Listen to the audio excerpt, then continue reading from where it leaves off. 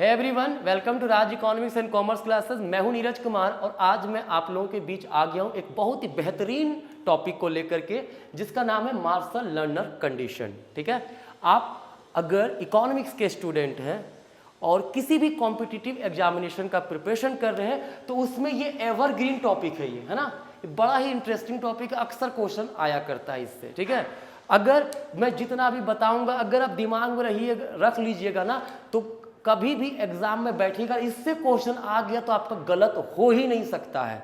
ठीक है, देखिए क्या होता है। मार्शल लर्नर का कहना है अगर बैलेंस ऑफ पेमेंट डेफिसिट में है, ठीक है, तो वैसे केस में डिवैल्यूएशन इंप्रूव कर सकता है बैलेंस ऑफ पेमेंट का सिचुएशन, लेकिन अंडर 3 कंडीशंस। कुछ कंडीशंस हैं उसके। ठीक है, क्या है समझिए। सबसे पहला यहाँ पे वर्ड यूज किया मैंने, balance of payment. Balance of payment का मतलब क्या होता है? ये होता है systematic record of all economic transactions of the residence of one country with the residence of another country. ठीक है, कहता है हम जो अपने देश और दूसरे देशों के साथ जितने भी है ना इंटरनेशनल ट्रांजेक्शन, जो भी इकोनॉमिक ट्रांजेक्शन करते हैं उसका सिस्टमैटिक रिकॉर्ड है ना। तो अगर मान लीजिए पैसा हमारे पास आया विदेश से कम और हमारा डोमेस्टिक पैसा चल गया विदेश ज़्यादा, तो वो क्या हो जाएगा? बैलेंस ऑफ पेमेंट डेफिसिट हो जाएगा। ठीक है, बैलेंस ऑफ पेमेंट का अलग से मैं वीडियो बनाऊंगा, वहाँ पे डिटेल बताऊंगा। अभी बस फिलहाल मार्शल लर्नर को समझने की कोशिश करते हैं। ठीक है, तो ऐसे केस में गवर्नमेंट कभी कभी इस डेफिसिट को सुधारने के लिए क्या करती है? डिवैल्यूएशन का यूज करती है। डिवैल्यूएशन का मतलब क्या होता है?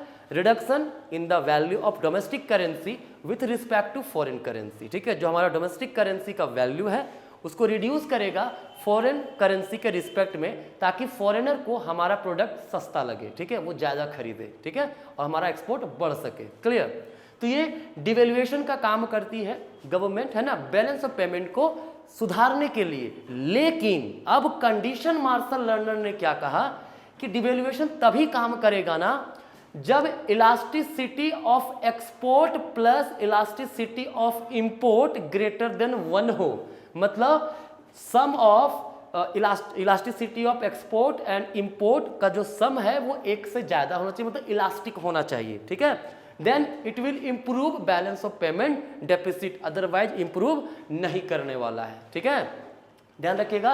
Elasticity of export, elasticity of import का कॉन्सेप्ट आपको पता होगा, है ना, कि जब प्राइस में चेंजेस होता है तो एक्सपोर्ट में क्या चेंजेस हुआ उसका मेजरमेंट इलास्टिसिटी ऑफ एक्सपोर्ट होगा, और प्राइस में चेंजेस से इंपोर्ट में क्या चेंजेस हुआ उसका मेजरमेंट इलास्टिसिटी ऑफ इंपोर्ट होता है। ठीक है, तो इलास्टिसिटी ऑफ एक्सपोर्ट और इंपोर्ट दोनों का सम ग्रेटर देन 1 अगर है तो it will improve balance of payment deficit. ठीक है, दूसरी ओर अगर दोनों का सम 1 है कोई इफेक्ट पड़ेगा ही नहीं। ठीक है, अगर ये दोनों का सम लेस देन 1 हो, मतलब इनइलास्टिक हो, तो बैलेंस ऑफ पेमेंट का जो डेफिसिट है और भी खराब हो जाएगा, बदतर हो जाएगा। ठीक है, तो अगर इंप्रूव करना है तो ये कंडीशन पहले देखना होगा कि एक्सपोर्ट और इंपोर्ट का जो इलास्टिसिटी का सम है वो 1 से ज़्यादा होना चाहिए, मतलब इलास्टिक होना चाहिए। ठीक है, देखिए इसमें होता क्या ना, डिवैल्यूएशन किए, डिवैल्यूएशन की जब किए तो हमारा डोमेस्टिक करेंसी फॉरेन करेंसी के रिस्पेक्ट में थोड़ा सा सस्ता हो गया, तो विदेशी ज़्यादा खरीदेगा।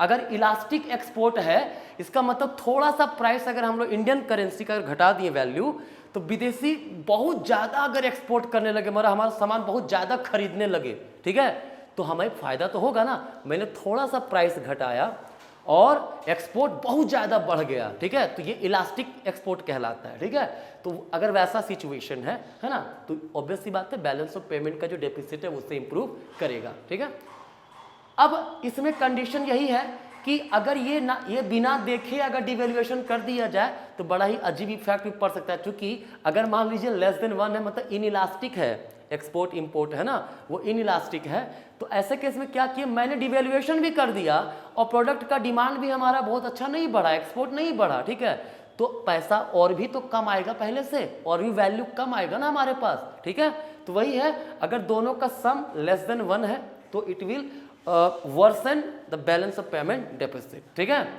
अब एक चीज में और है, कहता है अगर मान लीजिए elasticity of export equals to 0 हो, ठीक है, क्या हो, इलास्टिसिटी ऑफ एक्सपोर्ट इक्वल 0 हो और elasticity of import greater than 1 हो, ठीक है, तो ये भी बैलेंस ऑफ पेमेंट को इंप्रूव करेगा। ठीक है, क्योंकि दोनों का सम तो 1 से ज़्यादा हो ही गया, है ना। दोनों का सम ग्रेटर देन 1 होना चाहिए। क्लियर। वहीं दूसरी ओर अगर if elasticity of import equal 0 हो लेकिन इलास्टिसिटी ऑफ एक्सपोर्ट जो है वो ग्रेटर देन 1 हो, तो ऐसे केस में भी डिवैल्यूएशन काम कर जाएगा। ठीक है, तो ये 3 कंडीशन और ये 2 कंडीशन ध्यान रखिएगा।